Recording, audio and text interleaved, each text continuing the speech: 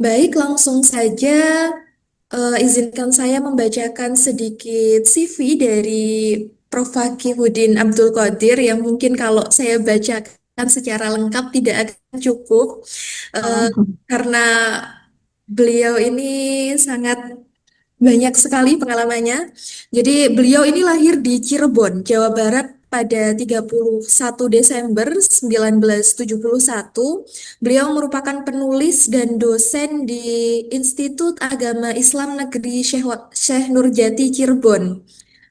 Dan Wakil Direktur Ma'had Ali Kebon Jambu Babakan Ciwaringin Cirebon.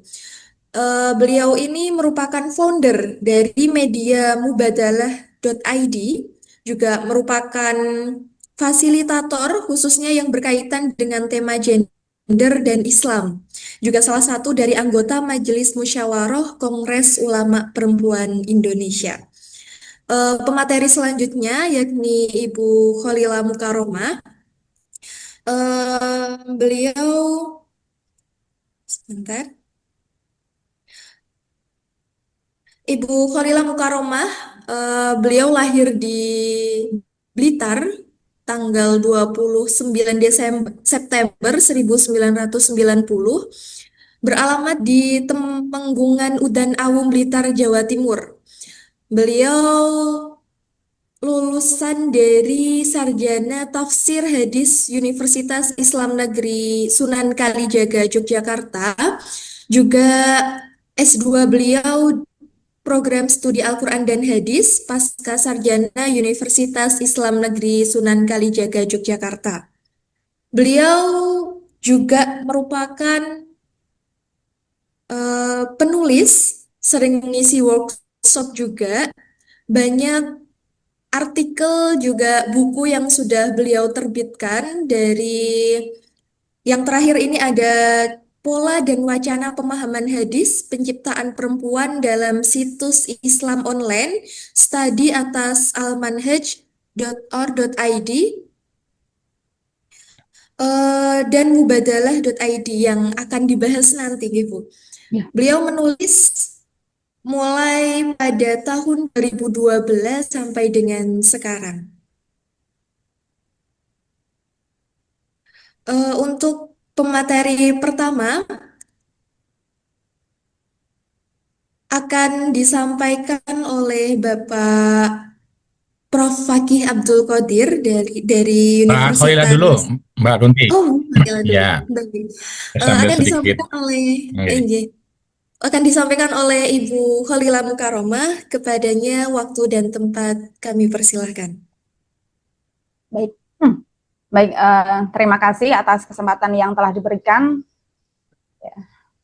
Yang kami hormati Prof. Fakihudin Abdul Qadir, yang pada kesempatan ini beliau alhamdulillah bisa hadir ya di tengah kita-kita semuanya, yang uh, kami jaga tim panitia dari Kanonia Discussion Series, uh, yang telah mengawal diskusi ini sampai tiga ya ini ya, sudah tiga minggu ini jalan, dan nanti mungkin akan masih berlanjut. Dan kemudian kepada para audiens, para teman-teman semuanya yang pada pagi hari ini menyempatkan waktunya untuk bisa bergabung, gitu ya. Baik, pada kesempatan ini sebenarnya untuk center speakernya adalah Prof. Fakih nih. Saya kemudian hanya ingin menambahkan tentang apa yang pernah saya tuliskan yang nanti terkait juga dengan perspektif mubadalah. Jadi saya uh, dalam tulisan ini sebenarnya saya berlaku sebagai apa namanya? Posisi saya adalah pengamat ya, pengamat terhadap situs web Islam yang nanti salah satunya itu adalah Mubadalah ID, di mana situs ini foundernya adalah Pak Fakih gitu ya. Dan oke, mengenai awal kajian, kenapa kemudian saya tertarik untuk meneliti situs web gitu ya. Jadi ini artikel ini sebenarnya disarikan dari hasil penelitian yang saya lakukan tahun 2023 ya, dari setelah pandemi. Gitu ya. Apa namanya? Ini mungkin sekilas saja ya dibalik dari penelitian ini.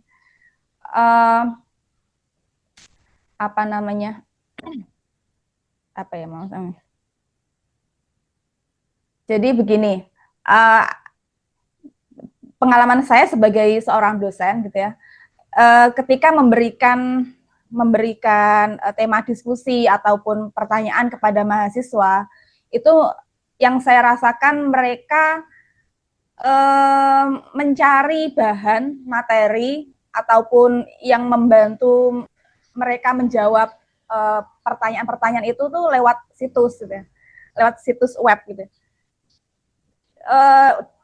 Waktu yang singkat dalam perkuliahan itu sepertinya memang relevan kalau mereka akan merujuk ke situs web daripada membaca artikel yang panjang gitu ya.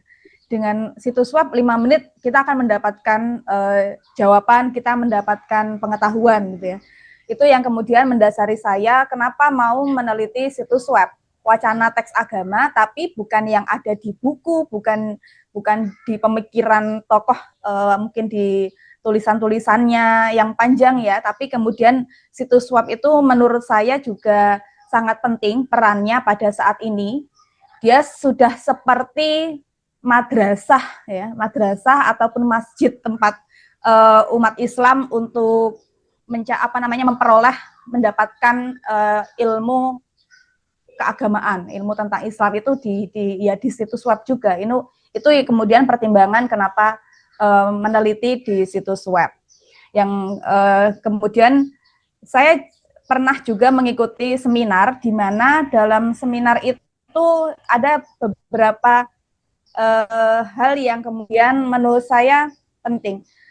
Begini, jadi kita sebagai akademisi nih, teman-teman mahasiswa juga, itu ketika menulis di artikel ataupun menuliskan skripsi, saya pun begitu ya, skripsi yang S2 ya, tesis, disertasi, keterbacaannya, keteraksesannya ke masyarakat luas itu sepertinya tidak seluas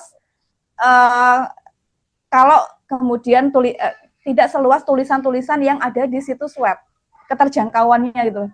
Kalaupun tugas makalah, artikel ilmiah, atau tugas akhir perkuliahan, itu paling yang mengakses adalah dari kalangan akademisi sendiri atau peneliti, bukan masyarakat luas.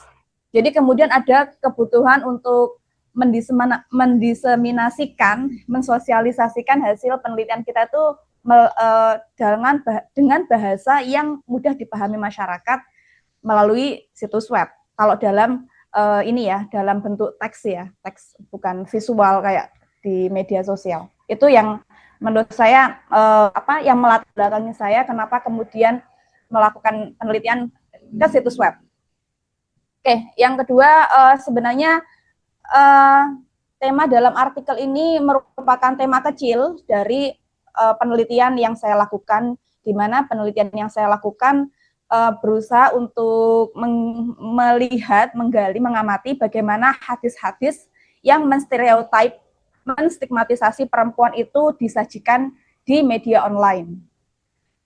Nah, kalau di artikel ini sendiri mungkin di sebelumnya Mbak Ama, kalau di artikel saya ini sendiri fokusnya di hadis penciptaan perempuan dari atau seperti tulang rusuk. Kalau redaksinya ini ya, hadis ini ada di 5 kitab hadis, ada di Sahih Bukhari, Sahih Muslim, Sunan At-Tirmidzi, Musnad Ahmad, kemudian juga di Sunan Ad-Darimi dengan redaksi yang berbeda.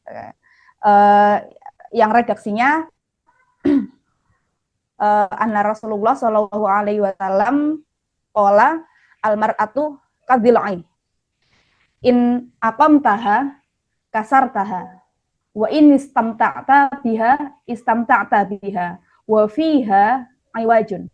Jadi wanita itu bagaikan tulang rusuk, bila kamu memaksa untuk meluruskannya, niscaya kamu akan mematahkannya. Dan jika kamu ingin mengambil manfaat darinya, maka kamu akan memperoleh manfaat itu sementara dia dalam keadaan bengkok, gitu ya. Itu yang menurut saya hadis itu populer. Meskipun yang populer bukan redaksi hadisnya, hadisnya dalam teks Arab nih, tetapi kemudian masyarakat sangat familiar dengan perempuan itu tulang rusuknya Nabi Adam, gitu ya. Dia tercipta dari tulang rusuk Nabi Adam.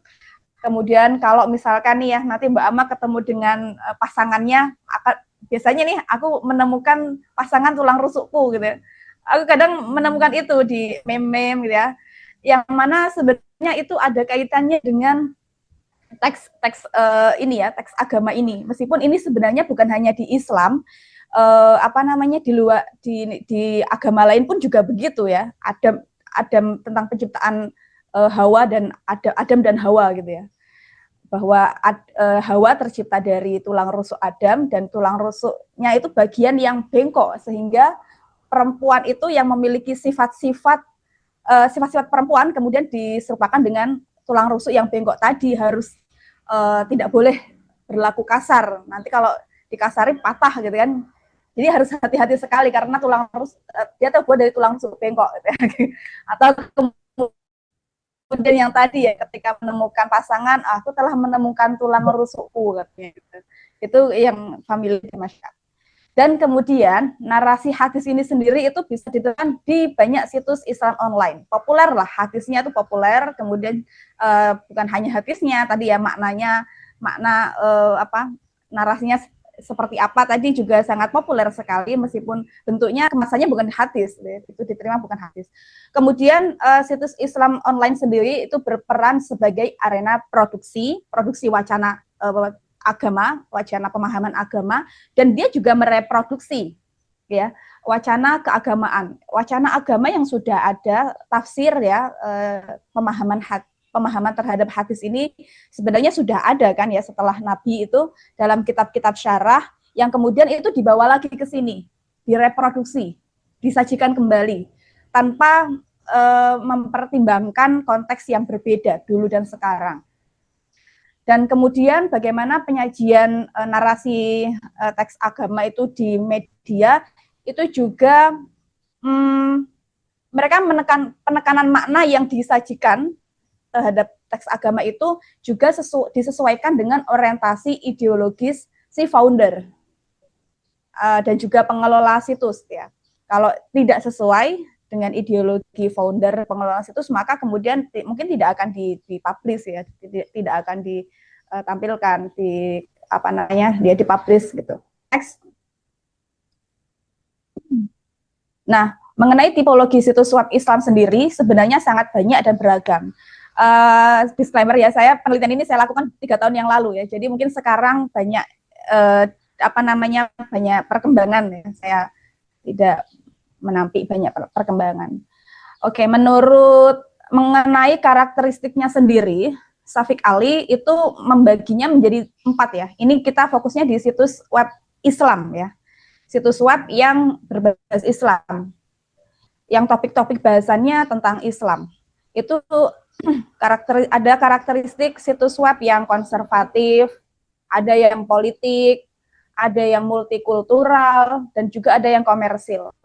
Mengenai pembagiannya sendiri, mana situs web yang konservatif, politik, multikultural, komersil, contohnya seperti kalau yang konservatif nih seperti almanhaj.org.id itu ya.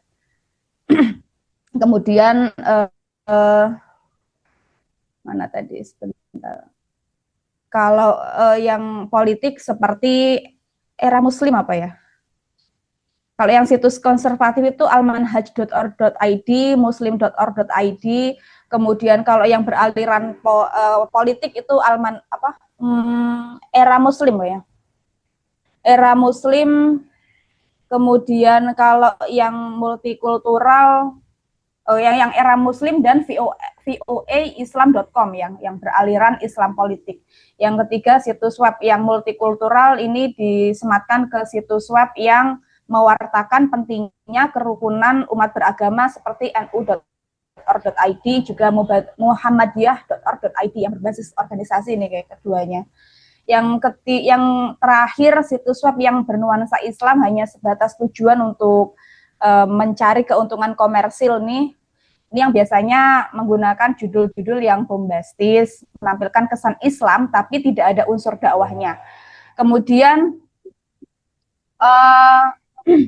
kalau kemudian IIM Halimatus Sa'diyah, ini dari PPIM UIN Jakarta ya, itu kemudian membagi paham keagamaan Islam yang ada di media itu menjadi menjadi 5, bahkan 5. Liberal, moderat, konservatif, Islamis, dan radikal. Silakan nanti baca di artikel. Dan kemudian tahun 2018, menurut temuan tirto.id itu menemukan bahwa lalu lintas situs web bermuatan konservatif itu lebih unggul. Begitu juga hal ini didukung oleh temuan PPIM UIN Jakarta bahwa dominasi narasi paham keagamaan konservatif di media sosial itu mencapai 67,2%. Dan kebanyakan nanti salah satunya adalah ketika paham keagamaan konservatif ini membahas tentang isu perempuan, isu tentang gender gitu ya. Gender bukan hanya perempuan, maaf nih ya, laki-laki juga. Cuma yang tadi ketidakadilan, ketidaksetaraan. Kemudian tahun 2020 itu berbalik, situs Islam moderat seperti nu.org.id itu kemudian dia unggul ya, unggul dia di peringkat pertama. Kalau versi Alexa, teman-teman bisa lihat peringkat dari situs web Islam itu di Alexa ya. Kemudian juga di SimilarWeb juga begitu, di tahun 2022 nu.org.id itu menjadi situs web terpopuler dengan kunjungan 3,2 juta di Indonesia. Nah, kemudian kalau kita melihat bagaimana pemikiran Islam terhadap isu gender dan feminisme itu sendiri, kita bisa melihat pemetaan yang dilakukan oleh Prof. Alimatul Kiptiah, Jogja, yang mana beliau membagi menjadi 4. Membaginya menjadi 3 ya, literalis atau konservatif. Kemudian jadi yang konservatif, yang pemetaannya PPIM tadi, liberal, yang Islamis dan radikal, yang radikal dan konservatif itu jadi satu ya. Kemudian konservatif, Islamis, radikal itu jadi satu. Kemudian yang moderat ya. Kemudian yang progresif itu bahasa lainnya dari liberal ya. Nah, kemudian dari situlah kajian ini bertolak pada 3 situs yang mewakili paham keagamaan yang literalis atau konservatif, kemudian yang moderat dan yang progresif. Kemudian saya memilih ketiga ini juga karena popularitas dari ketiga situs web ini. Tadi ya, almanhaj.org.id, nu.org.id, dan kalau Mubadalah mungkin pada saat itu, pada tahun itu masih kurang populer ya. Tetapi kemudian dia termasuk situs web yang memberikan wacana yang berbeda dari 2 situs web sebelumnya, 2 situs web ini. Ya. Next, Mbak Ama. Nah, sekarang kita akan mencoba untuk membahas bagaimana penyajian wacana hadis perempuan dan tulang rusuk dalam situs web Islam, di ketiga situs web Islam ini. Next. Ini adalah tampilan dari situs webnya almanhaj.org.id ya, yang kalau secara sekilas sih ya, tidak ada secara visual biasa saja, seperti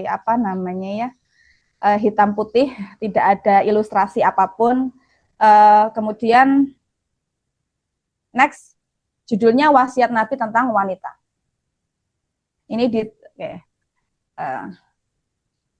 baik, tulisan di almanhaj.org.id tentang hadis ini sebenarnya ada 3 tulisan, tetapi penelitian ini mengkhususkan di artikel wasiat Nabi Shallallahu Alaihi Wasallam tentang wanita. Kok kemudian redaksinya berbeda, Ibu? Gitu. Ini saya mau disclaimer, ini 3 tahun yang lalu ya, yang tadi saya screenshot itu barusan tadi malam saya screenshot. Nah, jadi artikel ini ditulis dalam 700 kata, agak panjang, agak singkat sih sebenarnya, nggak sampai 1000. Kemudian disarikan dari kitab Isyaratun Nisa Minal Alif Ilal Ya, karya Abu Hafaz Usama bin Kamal bin Abdir Razak. Jadi di situs web ini bagaimana penyajiannya? Yang pertama nih ya, artikel ini menyebutkan dua hadis yang sama-sama diriwayatkan oleh Abu Hurairah. Di mana hadis ini sendiri sebenarnya hadis perempuan dan tulang rusuk ini ya, itu ada di 5 kitab hadis dan diriwayatkan kalau tidak salah sih 5 sahabat. Memang salah satunya Abu Hurairah. Beliau sangat populer sekali kalau meriwayatkan hadis-hadis yang terkait dengan perempuan ya.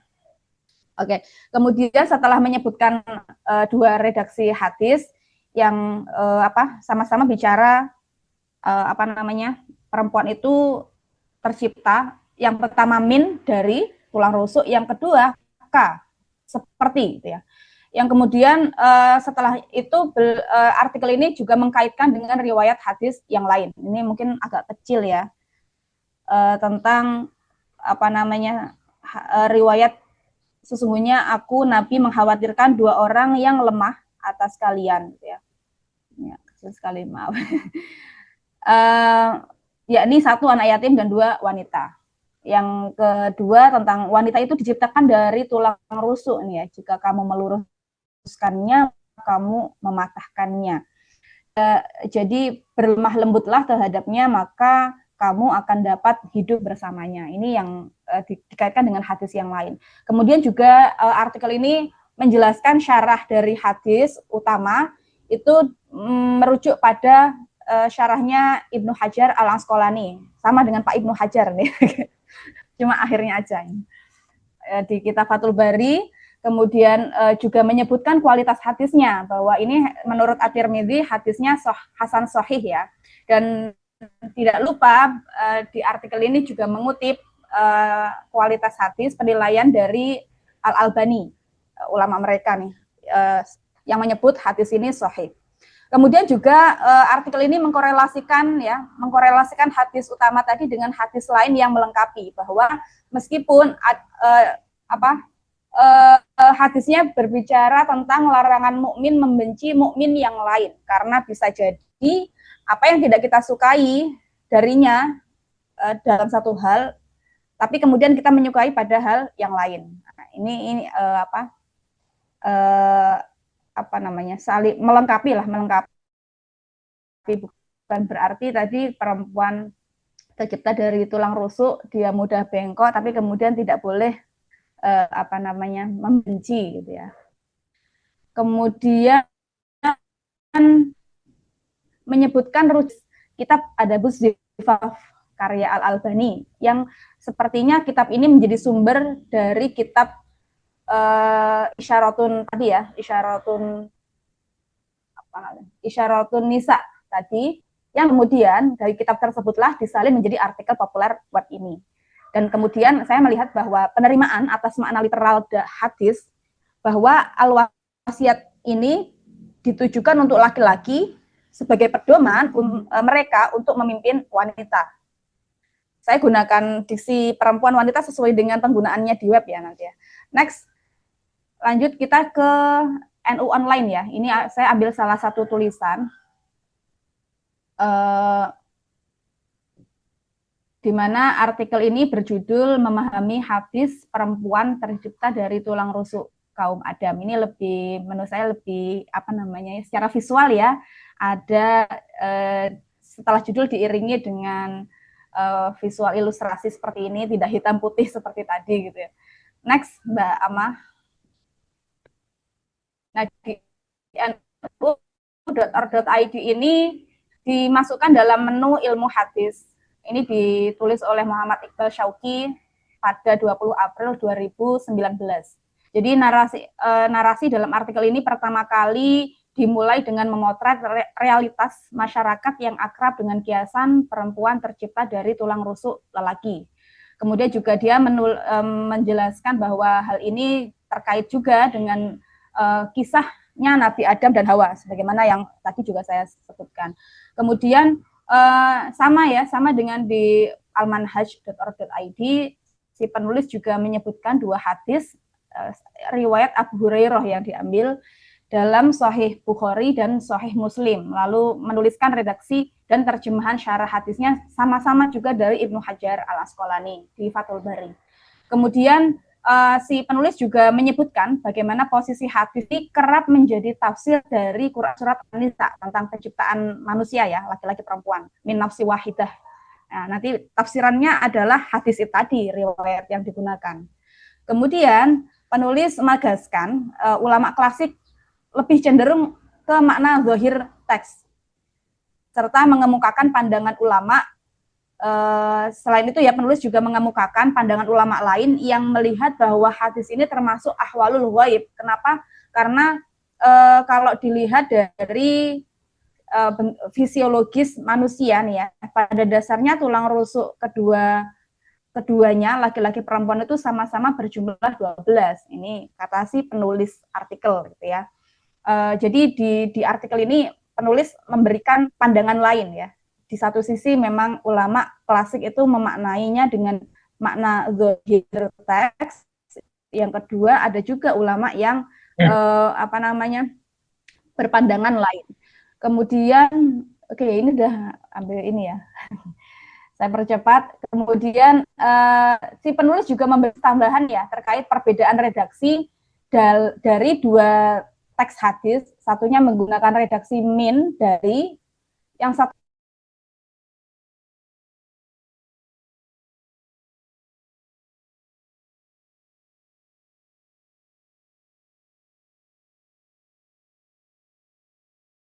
hadis, dan kemudian dikaitkan dengan penempatan hadisnya itu di tema bersikap lemah lembut pada perempuan. Si penulis artikel ini punya kesimpulan bahwa tulang rusuk di sini dipahami sebagai kiasan untuk sifat-sifat perempuan yang harus dihadapi secara bijak oleh pria. Dia juga mengutip pendapatnya Ali Mustafa Yakub di akhir artikelnya bahwa hadis itu tidak bisa dipahami berdiri sendiri, dia harus dijelaskan dengan hadis yang lain. Next Mbak Ama. Yang ketiga, situs web bagaimana hadis ini disajikan di situs web mubadalah.id ini ya. Ada 4 artikel sebenarnya, tetapi saya fokus di 2 artikel. Kenapa? Karena yang 2 ini dari redaksi, kalau yang 2 itu dari penulis. Nah, kalau dari redaksi berarti itu mewakili founder dan ini ya pengelola dari situs webnya. Nah, nanti saya juga tahun 2023 dari kajian ini, kemudian saya ikut pelatihan, adalah saya ikut ini ya, terpilih jadi peserta pelatihan menulis, yang kemudian juga ketemu dengan Pak Fakih, dan saya sempat berdiskusi juga tentang mubadalah.id ini, meskipun saya kurang tahu Pak Fakih mungkin masih ingat atau sudah, karena sudah 3 tahun yang lalu gitu. Nah, di next Mbak Ama. Di 2 artikel ini judulnya ini ya menyiratkan dari 2 redaksi artikel ini, redaksi judul itu menarik ya. Yang pertama artikelnya berjudul benarkah perempuan tercipta dari tulang rusuk laki-laki?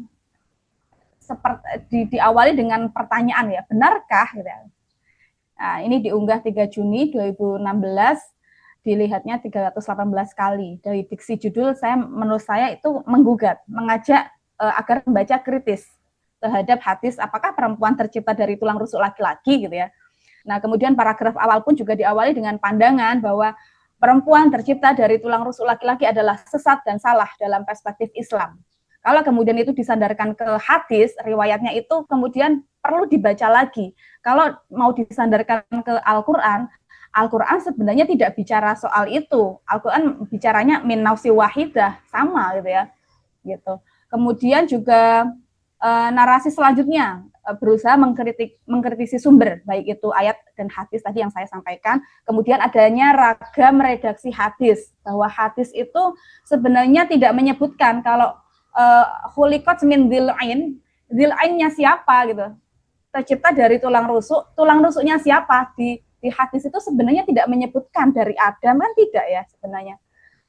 Bahkan kalau di artikel ini atau saya lupa nih, di artikel ini kayaknya itu menyebutkan bahwa tafsiran atau kemudian hadis tersebut bisa jadi masih terpengaruh dengan Israiliyah, itu termasuk Israiliyah gitu ya. Kemudian juga di akhir artikel yang pertama ini dia mengutip pandangan Nurjana Ismail dalam bukunya Perempuan dalam Pasungan bahwa teks hadis harus dipahami secara metaforis. Ini sama dengan nu.org.id tadi ya, yang kemudian hal ini menekankan pada konteks pembicaraan perintah, bukan di teks lafdiyahnya ayat, tapi di konteks pembicaraan bahwa hadis ini berisi perintah perintah bagi laki-laki untuk saling menasehati dan berbuat baik. Itu yang dari artikel yang pertama. Yang kedua, itu kemudian menggunakan diksi yang menegaskan, memberikan fatwa gitu, bahwa tidak, ya judulnya ya, tidak ada satupun ayat penciptaan perempuan dari tulang rusuk laki-laki gitu, yang diunggah 12 April 2023, beberapa tahun setelahnya. Ini kemudian di artikel ini redaksi menunjukkan penerapan perspektif mubadalah atas Quran surat An-Nisa ayat 1 yang kemudian sering dikaitkan dengan hadis ini. Ini menjadi tafsir dari An-Nisa ayat 1 ini ya. Jadi memandang bahwa hadis pertama min dzil ain itu dipahami dengan hadis yang kedua.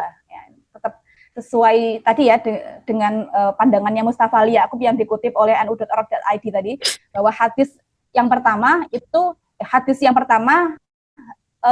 bisa dipahami dengan hadis yang kedua. Min dzil ain di sini dipahami dengan ka dzil ain. Ya, perempuan tercipta dari tulang rusuk itu maksudnya perempuan tercipta seperti tulang rusuk, yang mana kemudian hal ini dipahami sebagai kiasan karakter buruk. Tulang rusuk di sini kiasan karakter buruk, sikap kaku, temperamen, yang kemudian menghalangi ikatan relasi suami istri. Jadi Mubadalah.id berusaha menarik bagaimana pemahaman terhadap hadis ini itu dipahami dengan makna kiasan dan berusaha membangun argumen penciptaan manusia menurut Al-Quran. Yakni sama, min nafsi wahidah. Begitu pula dalam memaknai hadis. Kemudian maka tulang rusuk yang bengkok itu adalah potensi berperilaku buruk yang kemudian dimubadalahkan, disalingkan di sini dengan hal ini. Potensi berperilaku buruk itu bisa dialami oleh laki-laki maupun perempuan. Dan di artikel yang ini, yang kedua ini ya, ada penegasan perlunya bersikap tenang dan menghindari percekcokan sebagai perintah hadis untuk bersabar dan bijak. Next, kita akan bicarakan wacana apa yang sedang, bagaimana pola pemahaman dan wacana yang dibawa oleh masing-masing situs web ini. Yang pertama, kalau wacana hadis dalam almanhaj.org.id itu terkesan itu disajikan dengan menggunakan pendekatan tekstual dan skriptural salafi. Saya mengkaitkan ini dengan buku bahasan yang ditulis oleh Adis Dudarija ya. Jadi tulisan artikel di almanhaj.org.id ini dia terpengaruh oleh manhaj salafi neo-tradisional, dan kemudian dalam menyajikan pemahaman hadisnya itu cenderung menggabungkan ayat dan hadis secara atomistik dan eklektik, tidak menggunakan teori interpretasi maupun hermeneutik apapun. Jadi kalau mau dikaitkan dengan pemetaannya Adis Dudarija ya, ini manhaj salafi neo tradisional ini termasuk dalam memahami teks agama ya, itu termasuk tekstual keras atau hard textuality. Kemudian juga selalu menuliskan redaksi hadis dan terjemahannya, termasuk menyajikannya secara tahlili di sini analitis ya, dari mulai redaksinya, kemudian pemahaman terhadap term-term tertentu penting dalam hadisnya, kemudian merujuk pada syarah hadisnya, kemudian juga hasil tahrij, penyajian hasil tahrij, kualitas hadisnya juga disebutkan, penyebutan sumbernya pun juga disebutkan, termasuk rujukan syarahnya itu dari kitab hadis primer, Sahih Bukhari, Muslim, Musnad Ahmad, At-Tirmidzi, itu disebutkan secara detail, kemudian juga menggunakan sumber-sumber yang berbahasa Arab. Kalau kita mengutip pendapatnya Adis Dudarija, jadi metodologi salafi tradisional itu cenderung memastikan bahwa keabsahan dan keautentikan hadis itu sah kalau menurut ilmu hadis tradisional. Jadi hal ini menunjukkan otoritatif ya. Di kalangan mereka hal ini dikatakan otoritatif, ilmiah, layak itu jika merujuk ke sumber-sumber klasik ya. Kalau hadis ya merujuknya ke ulama hadis yang tradisional. Kemudian tidak merujuk ke para ulama madhab dalam persoalan khilafiyah. Kalau mau menyebutkan ada perbedaan ada aja. Kemudian penyajian tulisnya panjang, tidak terlalu mempertimbangkan CEO. Misalnya saya tahu CEO karena ikut pelatihan yang diadakan oleh Pak Fakih dan kawan-kawan ini. Kemudian wacana perempuan yang disajikan di artikel ini itu cenderung menjadikan perempuan itu sebagai makhluk sekunder. Tadi ya, wasiat yang ditujukan untuk laki-laki agar laki-laki dalam memimpin perempuan. Jadi kan yang primer laki-laki, perempuan itu dia dependen kepada laki-laki, dia sekunder. Kemudian juga perempuan sebagai makhluk sekunder seksual, dia yang harus sifatnya lemah lembut, dia apa namanya yang diasosiasikan dengan tulang rusuk yang bengkok tadi itu loh ya, harus berlemah lembut, tidak boleh berlaku kasar kepada perempuan. Dan kemudian domestik. Oke, next. Untuk artikel dalam nu.org.id itu kita bisa melihatnya disajikan dengan pemahaman yang literal tapi kontekstual. Di artikel ini penulis tidak lupa untuk melakukan kajian intertekstualitas dengan ayat dan hadis yang lain. Dalam beberapa tempat dia bahkan nampak menggunakan analisis hermeneutika. Bisa dikategorikan dengan soft textualism dan penggunaan hermeneutika kontekstual. Dan mencoba berangkatnya itu dari realitas ya. Kemudian baru merujuk ke sumber agama, hadis. Kemudian si penulis menyelesaikan problem itu, kenapa teks tidak antara realitas dan teks itu kemudian menggunakan metode jamak, menggabungkan hadis yang nampak bertentangan. Kemudian juga menawarkan perspektif yang lebih inklusif nih, tetapi masih berpotensi tidak mengatasi problem ketidakadilan gender dalam tradisi syarah hadis. Kalau wacana yang muncul, ya adanya pengakuan perempuan sebagai makhluk yang sama derajatnya dengan laki-laki, tapi turut mengakui bahwa keduanya itu ya beda, tetap beda gitu. Next, yang terakhir, kalau pola pemahaman dan wacana keagamaan yang muncul di artikelnya mubadalah.id ini ada ini ya. Di artikel ini ya sama-sama menyebutkan tahrifnya, menyebutkan sumber hadisnya, kemudian tapi kadang status hadisnya itu dibahas, kadang ya, dan tidak menyebutkan pengambilan sumber pemahaman dari kitab syarah hadis klasik. Sebaliknya, di artikel ini aspek intertekstualitas hadis dengan ayat dan hadis lain itu selalu muncul, berbeda dengan yang sebelumnya. Kemudian model pemahaman hadisnya itu tematik ya dan kontekstual. Ya, semuanya tematik ya nanti ya. Kemudian untuk artikel ini sendiri, dua artikel ini sebenarnya disarikan dari tulisannya Pak Fakih nih ya, yang kemudian mengusung perspektif mubadalah. Nanti mubadalah itu apa? Saya rasa Pak Fakih yang akan menjelaskan dengan detail ya dan mendalam. Kemudian memaknai hadis perempuan dan tulang rusuk secara metaforis, sama halnya dengan tulisan di nu.org.id tadi. Kemudian di sini saya melihat di artikel ini ya, ada mubadalah.id itu mendekonstruksi wacana gender dalam hadis. Jadi sebagai upaya untuk menghadirkan perspektif kesetaraan, keadilan, dan kesalingan. Dan judul artikel kedua itu menunjukkan penolakan terhadap pandangan bias dalam melihat asal-usul dan juga eksistensi perempuan. Mungkin itu yang bisa saya sampaikan. Untuk selanjutnya, mohon maaf agak lama ini ya. Untuk selanjutnya saya kembalikan kepada moderator.